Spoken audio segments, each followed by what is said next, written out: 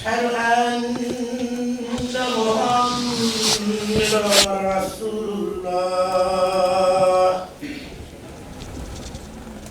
أشهد أن محمدا رسول الله حي على الصلاة حي على الصلاة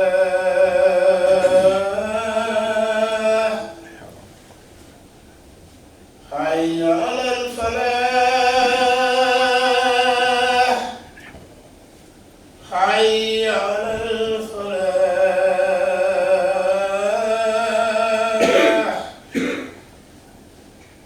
الله أكبر الله أكبر لا إله إلا الله لا إله.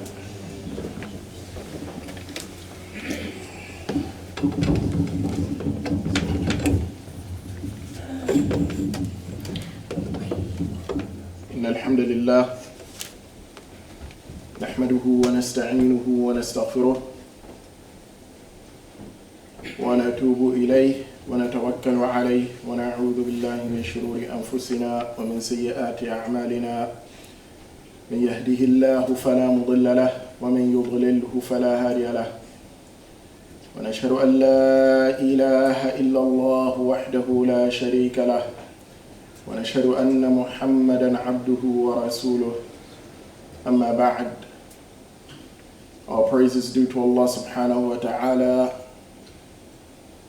We praise Him, we seek His forgiveness, we repent to Him, and we rely on Him. We seek refuge in Allah subhanahu wa ta'ala from the evil of our souls and our deeds. He whom Allah subhanahu wa ta'ala has guided, no one can misguide. And he whom Allah subhanahu wa ta'ala has not guided, no one can guide. I bear witness that there is no deity worthy of worship but Allah subhanahu wa ta'ala. And I bear witness that the Prophet Muhammad sallallahu alayhi wa sallam is his final messenger.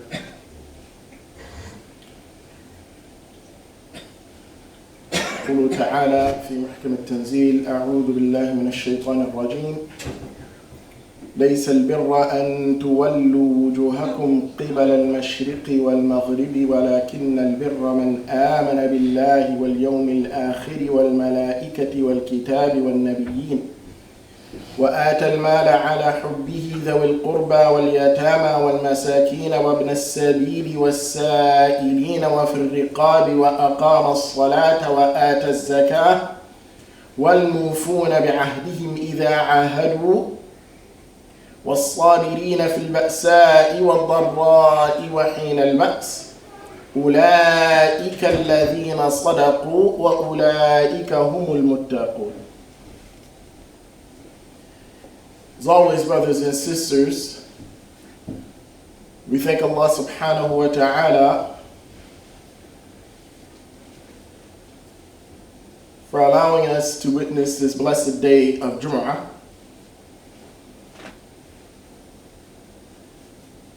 The day before the fast, or the beginning of the holy month of Ramadan, inshaAllah. We thank Him subhanahu wa ta'ala for offering us the opportunity on this blessed day to turn to Him in sincere repentance. We thank Him subhanahu wa ta'ala for blessing us with the greatest gift to humanity, al-Islam,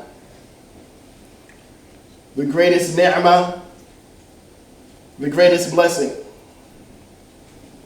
We thank Him subhanahu wa ta'ala for selecting us from amongst His creation as worthy recipients of this great mercy.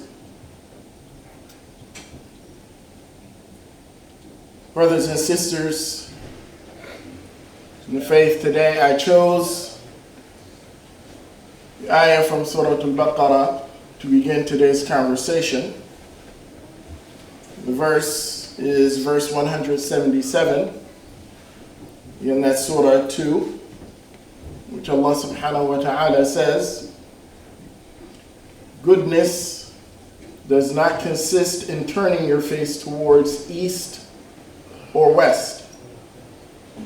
The truly good are those who believe in Allah and the last day, in the angels, the scriptures, and the prophets. Those who give away some of their wealth, however much they cherish it, to their relatives, to orphans, to the needy, the travelers, and the beggars, and to liberate those in bondage, those who keep up the prayer and pay the prescribed alms, those who keep pledges whenever they make them, and those who are steadfast in misfortune, adversity, and times of danger. These are the ones who are true, and it is they who are aware of Allah subhanahu wa ta'ala. Again, this verse is from Surah Al-Baqarah. Allah subhanahu wa ta'ala, in His infinite wisdom, saw fit to include this verse in close proximity to the verses of fasting so we can draw a parallel between this verse and the verses of fasting, which inshallah we're going to discuss one of them today.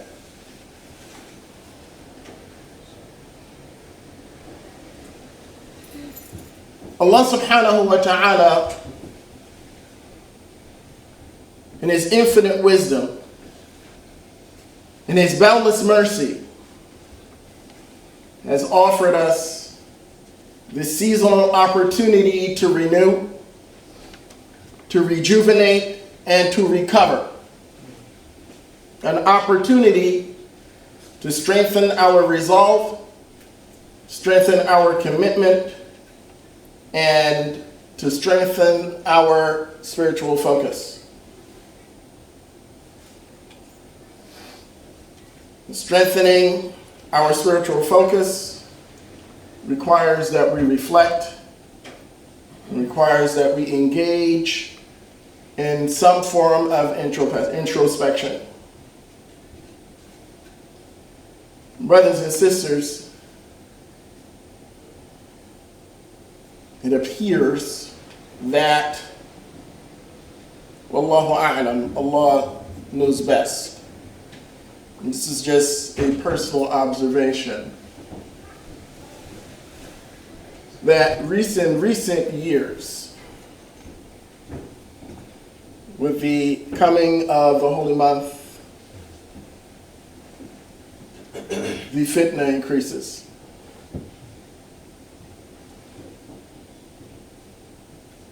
It just maybe my observation, maybe I've been oblivious of things, news that's been going on, but it appears to me that in recent years, as Ramadan approaches, or during Ramadan, so does the fitna.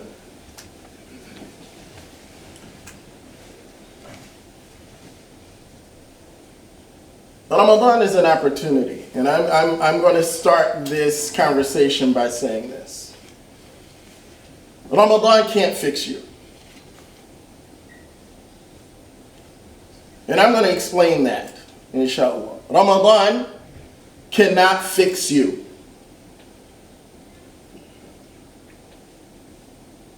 So if you are, and we all are, we all have our issues. But if your approach to Ramadan is that, Alhamdulillah, Ramadan is here, all is good, shaitan is locked up, all that good stuff, Ramadan can't fix you. That's not how that works. What will fix you, by the grace of Allah subhanahu wa ta'ala, is you doing the work that's necessary in order for you to get closer to Allah subhanahu wa ta'ala and become a better person.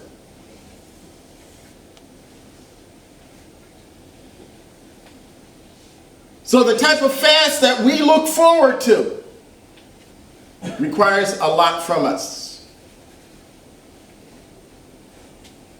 The type of fast where Allah subhanahu wa ta'ala, where the Prophet sallallahu alaihi wasallam says, in a hadith narrated by Abi Hurairah radiyallahu anhu, he says that the Prophet sallallahu alaihi wasallam said, "Man sama Ramadana imanan wa ihtisaban, غفر له ما تقدم من ذنبه." Whosoever fasts the month of Ramadan out of sincere faith and anticipation of the reward. Those two things, your iman requires action. And you are hopeful that Allah subhanahu wa ta'ala through your actions will reward you accordingly.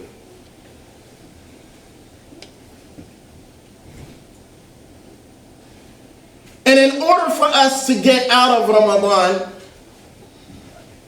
what Ramadan has to offer us, this great opportunity, it's a great opportunity unlike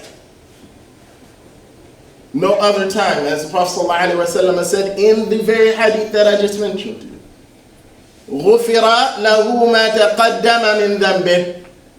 That Allah subhanahu wa ta'ala will forgive you all of your previous sins, and a lot of the scholars say that those are the minor sins. The major sins, of course, require tawbah. Going back to the need for you to do work. The need for you to reflect. The need for you not to focus solely on the symbols of faith. That's why I started out today's conversation with verse 177 from Surah Al-Baqarah. Where Allah subhanahu wa ta'ala clearly states that righteousness is not represented solely in your salah. Your salah is part of the ways and means by which you maintain a healthy relationship with Allah subhanahu wa ta'ala. But that's not it. Because there's a list of requirements in order for you to be described as Allah subhanahu wa ta'ala describes those who are in between, that fit all of those things that he mentioned in verse 177, where he says, أُولَٰئِكَ الَّذِينَ صَدَقُوا. Important. Those who are truthful to their faith. ليس البر أن تولوا وجوهكم قبل المشرق والمغرب ولكن البر من آمن بالله. Allah subhanahu wa ta'ala starts out by saying what? The truly good are those who believe in Allah subhanahu wa ta'ala and the last day. You demonstrate your iman through your faith, your belief, through your actions.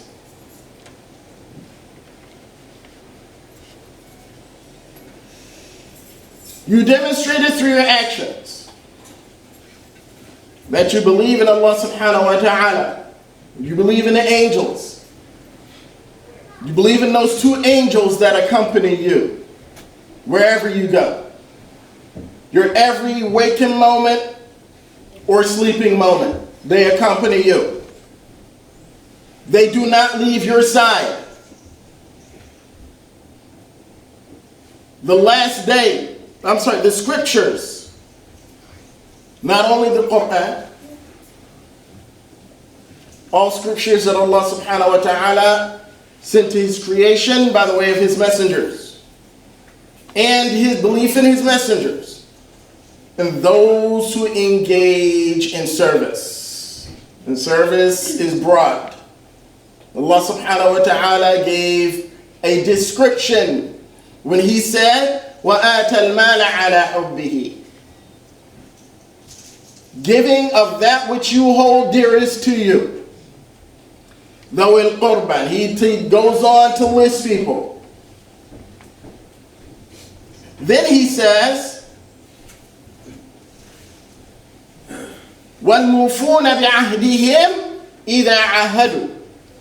Those who keep pledges whenever they make them.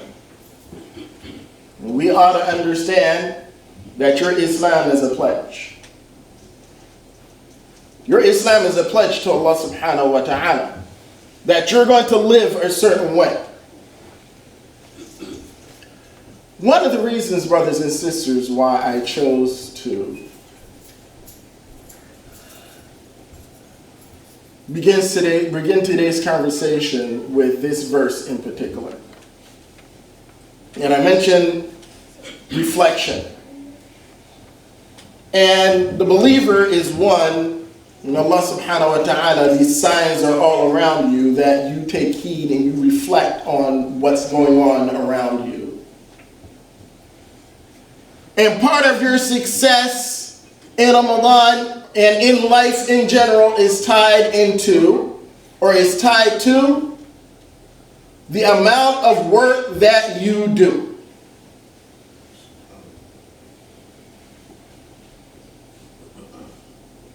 You got to do some work. You have to reflect. You have to do some introspection. You have to look at you. You have to look at where you're at. You have to look at your shortcomings, all of that good stuff.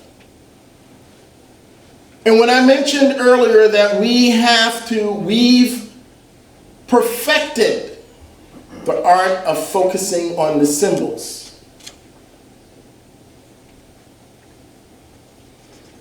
And the core, we don't focus on our core values, we don't focus on those things. And the core values are those are the things that are going to get you to Jannah.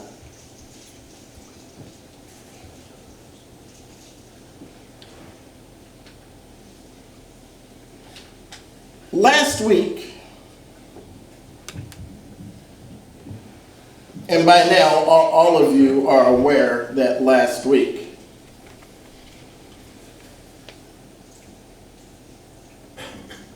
many heads of Muslim states were addressed by Donald Trump. And he was lecturing them about Islam and about what Muslims ought to do. He was lecturing them on how Muslims ought to handle their business. I'll put this to you in simple terms. Terms that inshallah we will all understand. What he did was the equivalent of someone coming into your home, right? Coming into your home and telling you, yo, you need to clean up this mess. You see that mess over there? You clean that stuff up, man. Get that stuff up. What's wrong with you?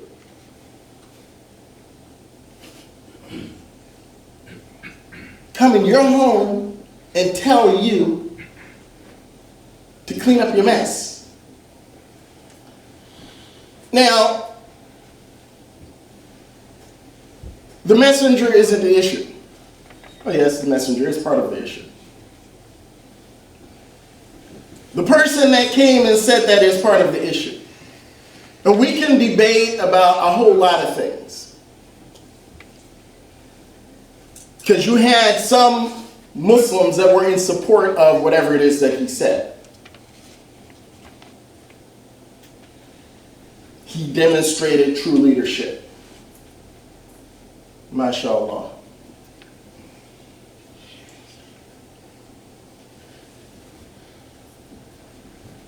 I'm going to withhold my critique of the hypocrisy of any representative of the United States lecturing anyone about anything when racism, systemic discrimination is at the core of this country.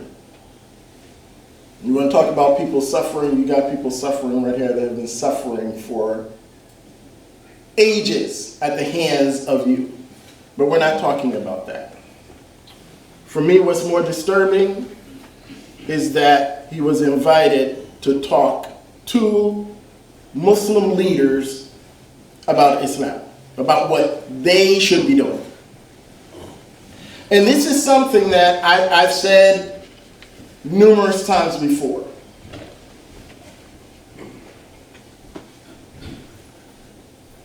I've said this numerous times before, that as Muslims, we have to handle our... I don't know how more humiliating that could have been. I saw someone ask a question, what did the sheikhs think about, him talking? Who cares? What happens speaks to the condition of the ummah. Now, if somebody's deluded about that, I'm sorry, I can't help you with that. I can't help you with that. I'm sorry. That's not something that I can help you with. But that's a reality. That's a reality.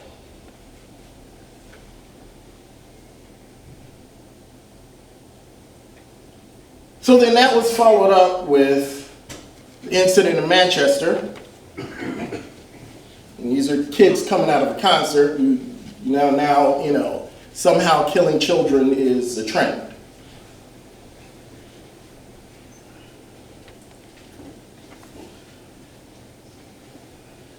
I mean, I was more disturbed when, some of our brothers and sisters, their response to any type of criticism of the Manchester incident was, well, they've been killing Muslim children for years. MashaAllah. I didn't know that was a trend that we condone killing children. I didn't know that. But apparently that's a thing now.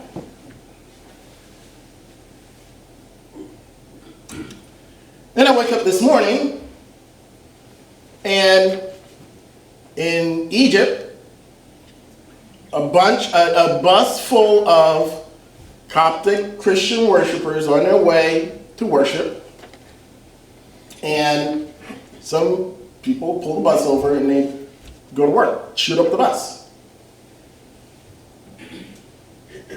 Ramadan fitness. So somehow now, and I want you to really pay attention to this.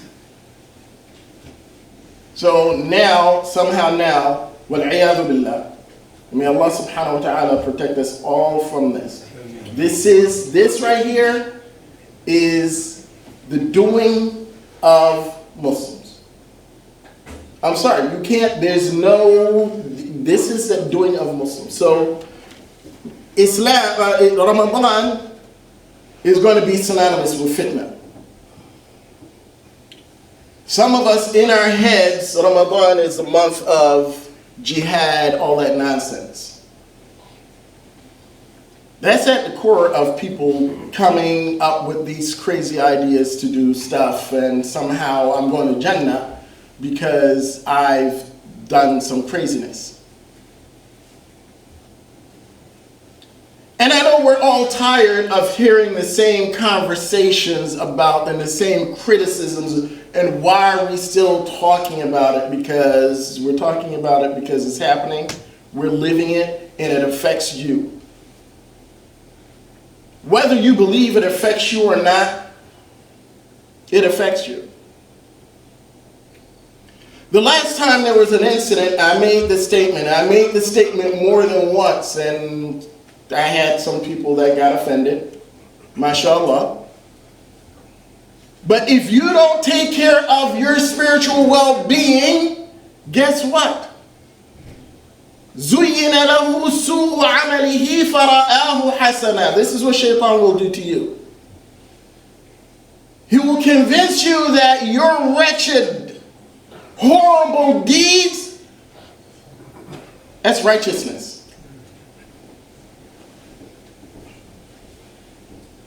Regardless of what the Quran tells you. This is part of what I wanted to talk to you about today.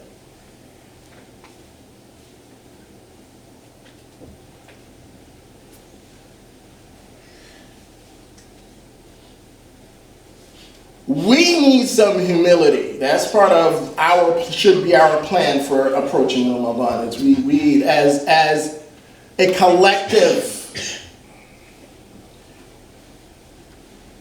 Allah subhanahu wa ta'ala is going to force us to be humble. Because right now we've been arrogant for the longest. Arrogant, spiritually arrogant. We are spiritually superior than everyone else. We're up here, everybody else is down here. We talk down to people. We got it all. We got it all, yet we can't find our way out of a paper bag. But we got it all. We got it all, but we can't get it together. We got it all.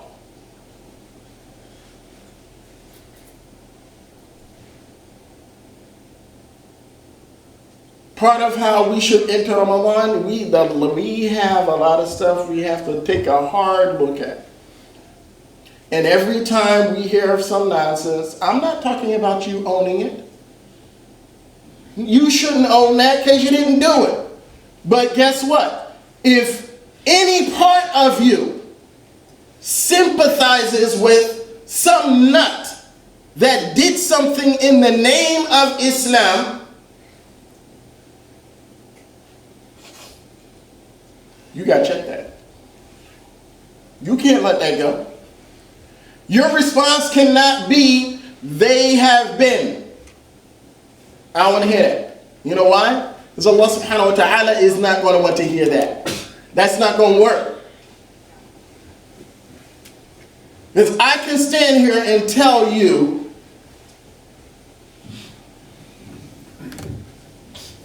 Muslim children dying every day at the hands of Muslims.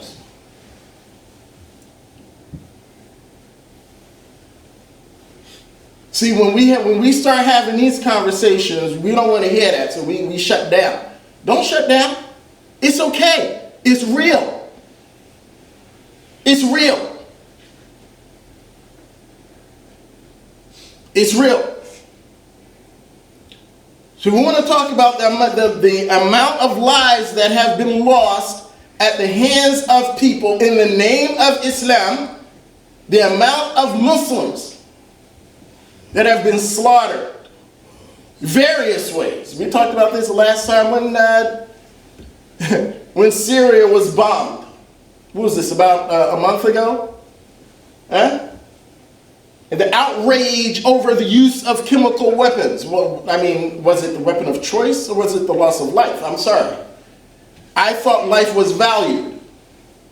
So it's a big issue because they were gassed and I guess not gunned down or blown to, I don't know. Maybe it's me. Loss of life is loss of life.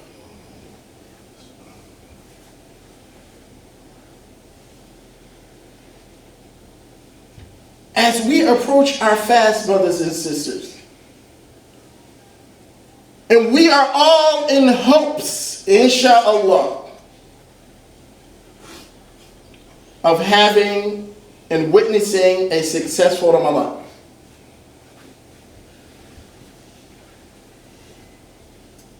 You want your Ramadan, your fast to be meaningful.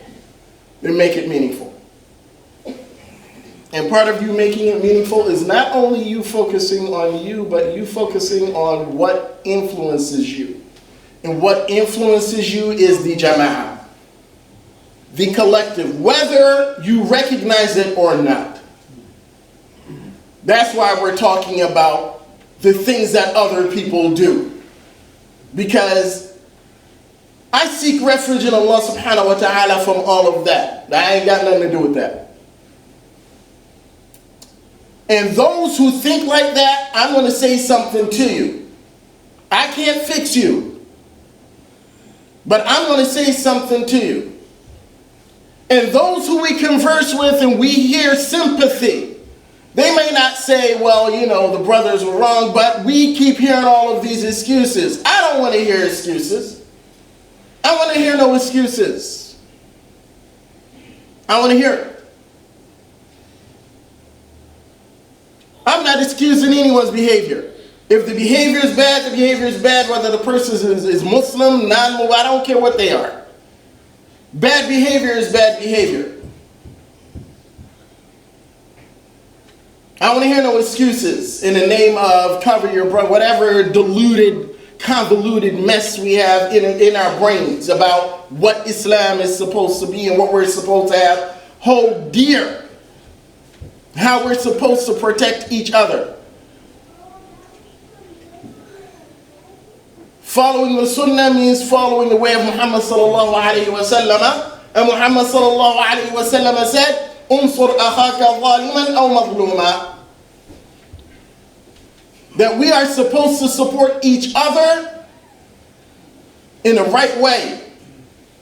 So if your brother is being wronged, you help him. If your brother is wronging someone, you stop him. You don't sit by and sympathize and make excuses and say they. When I hear they, you got some unresolved issues. You need to deal with that stuff. Deal with your stuff. I don't want to hear that. I want to hear they did and they did. We know what they did. And we know what they do. And for most of it, as a matter of fact, for everybody in here, you probably live this every day. That's how it is today for Muslims. Regardless of where your origin is from, that's how it is today for Muslims. Monday, we went on a field trip to Lancaster. We walk into this eatery. Lancaster, Pennsylvania. Walk in. We're walking through. It's a large group of us. School. It was about 30, close to 40 of us. As we're walking through the eatery, huge place. It was packed. Somebody yells out, "Oh my God, they brought the whole mosque."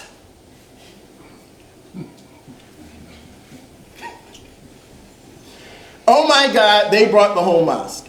MashaAllah. It's cool though. Alhamdulillah. Yes, we're here. We ain't going nowhere. We ain't going nowhere. But you know what? The Muslim recognizes ignorance as ignorance, and you don't engage. وَإِذَا خَاطَبَهُمُ الْجَاهِلُونَ قَالُوا سَلَامًا. That's our response. وَإِذَا خَاطَبَهُمُ الْجَاهِلُونَ. When you encounter ignorance, peace, man. We're good. I'm not responding to that. I'm not engaging with that. I'm not internalizing someone else's nonsense. That's your stuff. You deal with that. I'm not owning that.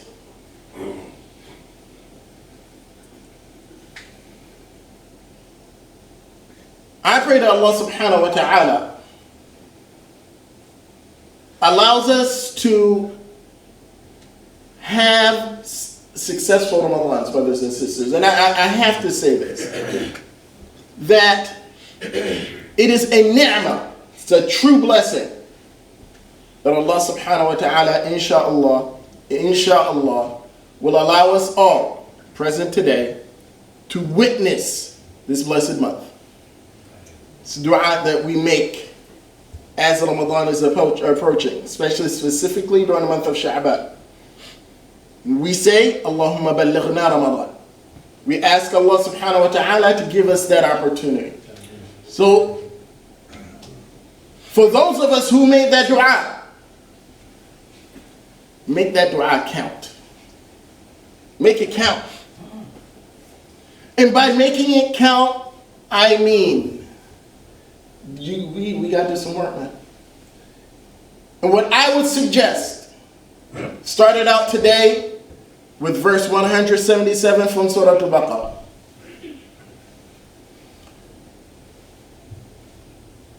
That's a verse to live by. Because everything Allah subhanahu wa ta'ala tells you, these are the characteristics of those who are truthful to their faith. He tells you this in that verse. And if you need further confirmation, verse 185, same surah, Surah Al-Baqarah. أعوذ بالله من الشيطان الرجيم شهر رمضان الذي أنزل فيه القرآن هدى للناس وبينات من الهدى والفرقان. Allah subhanahu wa ta'ala is talking to humanity about the glorious month of Ramadan, and he says that it was the month of Ramadan that the Quran was revealed as a guidance for mankind, clear messages, giving guidance, and distinguishing between right and wrong.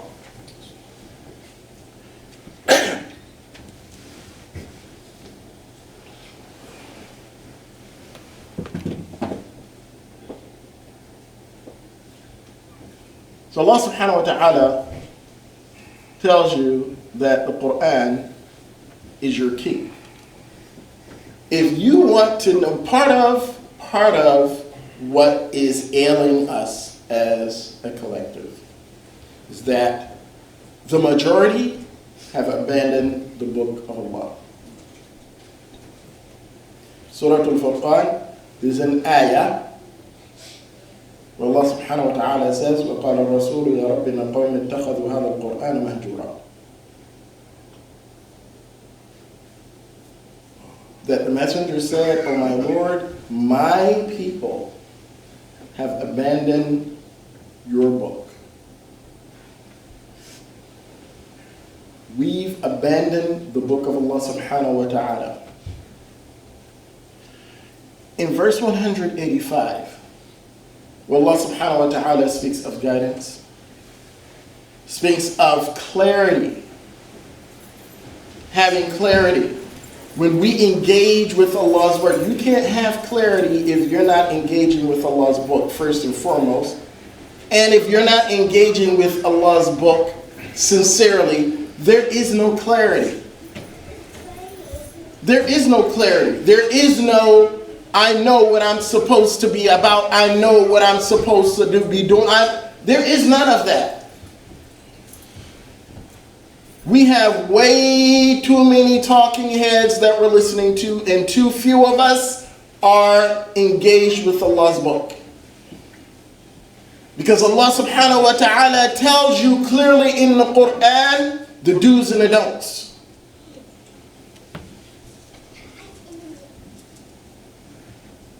Where he says in Surah Al-Isra, which is Surah 17, verse 9, أعوذ بالله من الشيطان الرجيم إن هذا القرآن يهدي للتي هي أقوم. Speaking about the Quran, that the Quran guides to that which is most upright. So the Quran guides you to perfect character. Quran does not guide you to be a criminal. Quran does not guide you to destroy your life and the lives of others. That's not Quranic guidance.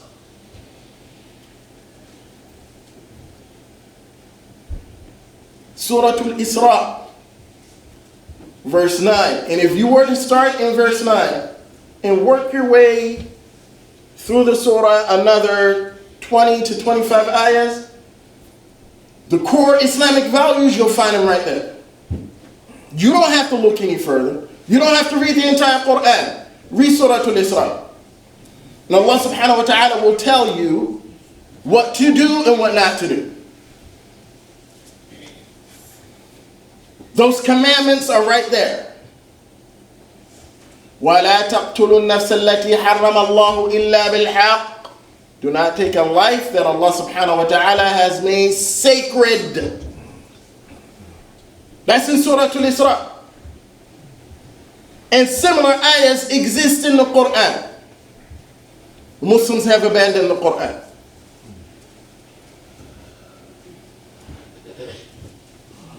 There's no shame in saying that.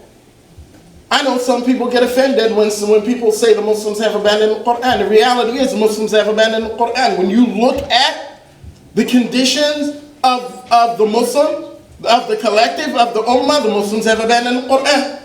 There's no way we could be intimately engaged with Allah's book, living by it, and being in the condition that we're in. There's no way. There's no way.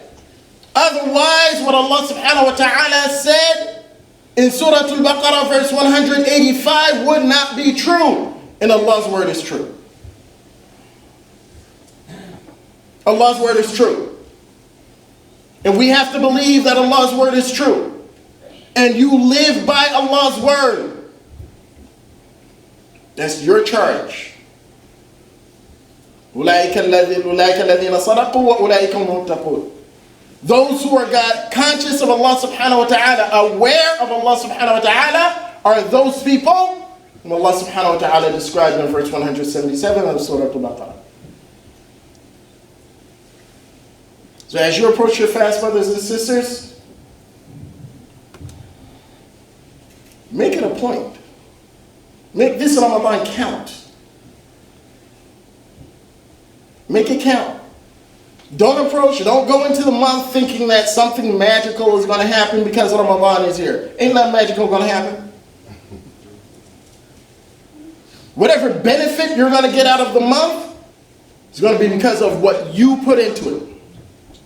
Not some magic that's going to happen because of Ramadan and the food. And if your focus is iftars, you'll have a lot of scrumptious meals. You'll have a lot of that. If your focus is, I'm going to be with all the Muslims, you're going to be with a lot of people. I don't know what good that's going to do you. But you'll be where I'm vibing off my brothers. That's beautiful. What are you doing? How are you living? That's the question you got to ask yourself. How am I living? And how am I living includes how do I think?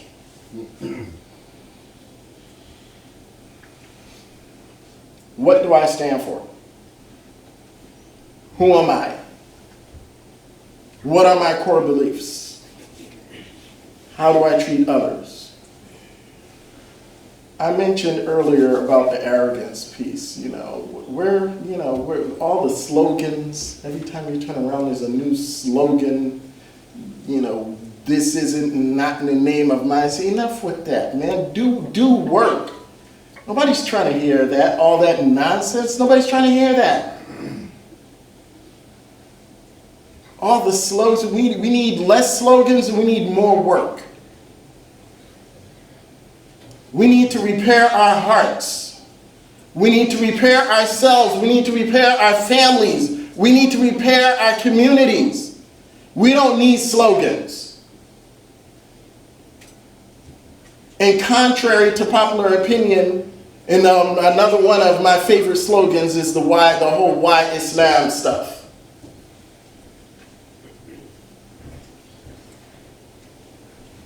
And Allah subhanahu wa ta'ala guides. We ain't got nothing to do with that. Although we like to believe that we affect people in that way. And if if hidayah, guidance was up to how we affect people, you got people running away from Islam that are Muslims. Let's not get it twisted. See, we like to brag about, the number of Muslims after all that data. We love it. The data, or all the Muslims first of all, that has nothing to do with you. You got people coming into the deen, you got people leaving the deen. Now be honest, you know people that are leaving the deen. I know people that are leaving the deen that are struggling spiritually.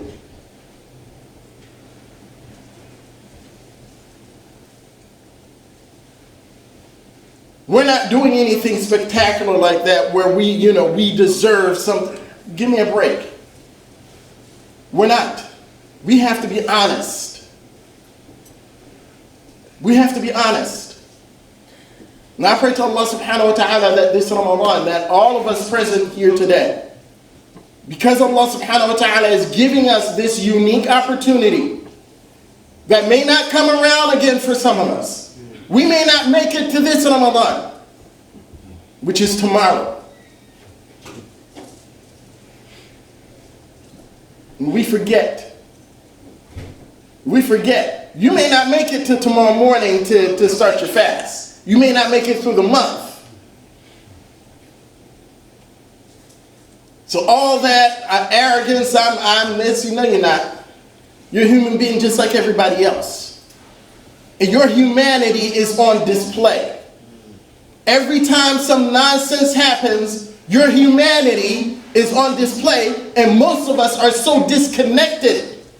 We don't even see it. Because human beings can do some horrible things. History tells you that. You see it every day. How many young men and women lost their lives in the city of Philadelphia through gun violence? Last week, this week. How much oppression do you live under? Yet Allah subhanahu wa ta'ala has blessed you that you can worship freely. You can say, La ilaha illallah. Open a masjid. You may find some opposition, but for the most part, guess what? You can still worship freely. I'm in Egypt, right, this morning. So they're interviewing some of the locals. Our Christian brothers and sisters, we've been living together for years, for decades. We're cool.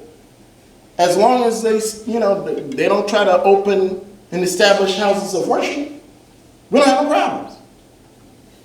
Come again? So, we don't have equal rights. Whatever happened to lakum dinukum waliyadin? That's in the Quran. Whatever happened to Allah, the Prophet ﷺ telling his companions that houses of worship are sacred. You have a right to be whatever it is that you want to be. That's between you and Allah subhanahu wa ta'ala. I can't dictate that to you. But I will co-sign that nonsense, but the moment somebody here tells me that I can't open a masjid or I can't pray, oh my God, my rights. Come on, man. Come on, brothers. Inconsistency. We can't, that's your faith. That's not how I'm supposed to be. Same way I want someone else to accept me, I got to accept you. I got to accept you again, even more when I am the majority. I have to accept you. The same way the expectation is that we, the minority, the expectation is that we're going to be accepted. We want to protest and march. They condone some nonsense. We can't do that. No compassion. We can't support that. That's not representative of Muhammad sallallahu alayhi wa sallam. And we as followers of Muhammad sallallahu alayhi wa sallam, that is not representative of us. And it's time that we set that and we make that clear. You do that through your actions, not a bunch of slogans and a bunch of signs. Because what's in your heart matters. And how you are, that comes out. As Allah subhanahu wa ta'ala says again in verse 177, Surah 2. وَالصَّابِرِينَ فِي الْبَأْسَاءِ وَالضَّرَّاءِ وَحِينَ الْبَأْسِ. When you are patient and you demonstrate your perseverance, you demonstrate your patience when times are hard. When you're scared. You demonstrate it then. And I pray to Allah subhanahu wa ta'ala that we take this opportunity today, make tawbah before we begin the process of renewal, inshaAllah. أقول قولي هذا واستغفر الله العظيم لي ولكم ولسائر المسلمين والمسلمات من كل ذنب واستغفروه إنه الغفور الرحيم.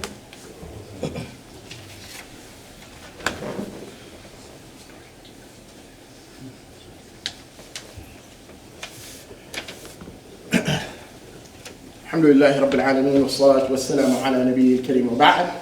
Brothers and sisters, in closing, inshaAllah, I'd like to remind myself first and remind you that Allah subhanahu wa ta'ala is merciful.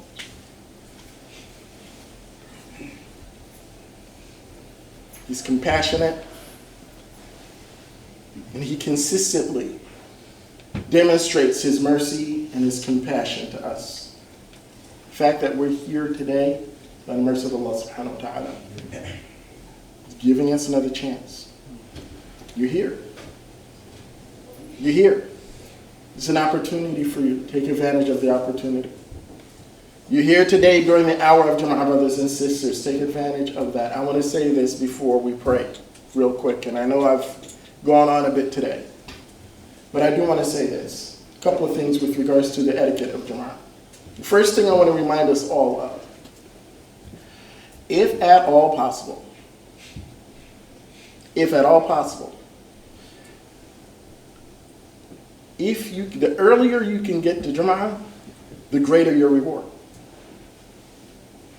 That's another blessing that we often miss out on. The earlier you can get to Jum'ah, the greater your reward. Please remember that. And this is part of you doing good by you. Doing good by yourself. Part of you investing in your akhirah and your awareness, your spiritual awareness. That I'm aware that Allah subhanahu wa ta'ala rewards my eagerness to get that great reward, which is the reward of Jumu'ah.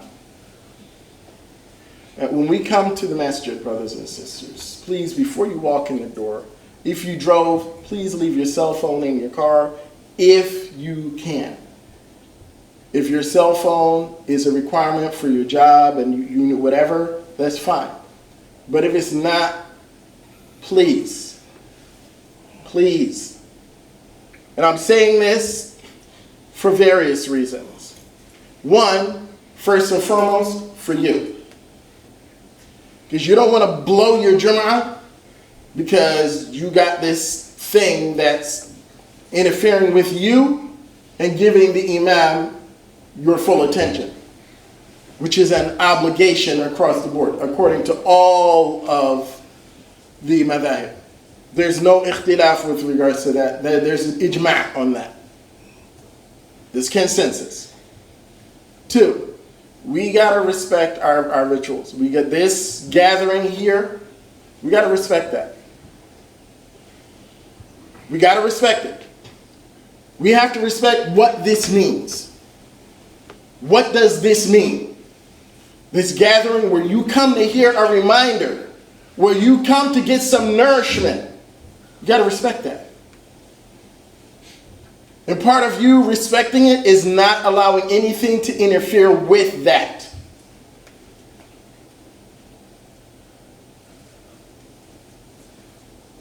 The last thing is the space that you are in. You got to respect the masjid. Our spaces, we got to respect our spaces. We have to. There are plenty of things, adab, regarding Jumu'ah that at some point, inshallah, we're going to talk about. But I wanted to mention this today because it's become routine for Jumu'ah to be interrupted. And that's not a good thing. We can figure out the whole cell phone thing. Years ago, we had signs, little plates placed on the walls to remind us about the space that we're in. This is a space in which we worship. It's a space that was dedicated to worship of Allah subhanahu wa ta'ala. Let's show it its proper respect. Inshallah. Before you leave here today, and I say this to you every time I give the khutbah, that starting with myself, we have to find ways to help ourselves by helping others. So today, before you leave here today, after you make tawbah, figure out something. Figure out something that will benefit you in the akhirah. That's between you and Allah subhanahu wa ta'ala. Whatever it is, however, whatever it is that you choose to do, but do something. Do more work and less talking. More work and less talking. Everybody has an opinion. Doesn't mean that everybody's opinion needs to be heard. More work and less talking. I pray to Allah subhanahu wa ta'ala that He accepts from us our ibadah today, this day of Jum'ah. I pray to Him subhanahu wa ta'ala that He accept our tawbah. I pray to Him subhanahu wa ta'ala that He accept our acts, all of our acts of devotion, that He accept our sadaqah. By His grace subhanahu wa ta'ala, I ask Him subhanahu wa ta'ala that He forgive us our sins on this blessed day of Jum'ah. I pray to Him subhanahu wa ta'ala that He allow us to witness the blessed month of Ramadan, that we benefit from the blessed month of Ramadan, that He gives us all the rewards that He has in store for those who have successfully completed the fast of the holy month of Ramadan. ألا وصلوا على سيد المرسلين وإمام المتقين وقد أمركم الله بذلك في كتاب العزيز وقال جل من قائل إن الله وملائكته يصلون على النبي يا أيها الذين آمنوا صلوا عليه وسلموا تسليما ويقول عليه أفضل الصلاة والتسليم من صلى عليه مرة صلى الله عليه بها 10. اللهم صل وسلم وبارك وأنعم على سيدنا محمد وعلى آله وصحبه أجمعين ومن تبعهم بإحسان إلى يوم الدين وسلم تسليما كثيرا. عباد الله إن الله يأمر بالعدل والإحسان وإيتاء ذي القربى وينهى عن الفحشاء والمنكر والبغي يعظكم لعلكم تذكرون فاذكروا الله العظيم الجليل يذكركم واشكروه على نعمه يزدكم ولذكر الله أكبر والله يعلم ما تصنعون وأقم الصلاة فإن الصلاة تنهى عن الفحشاء والمنكر.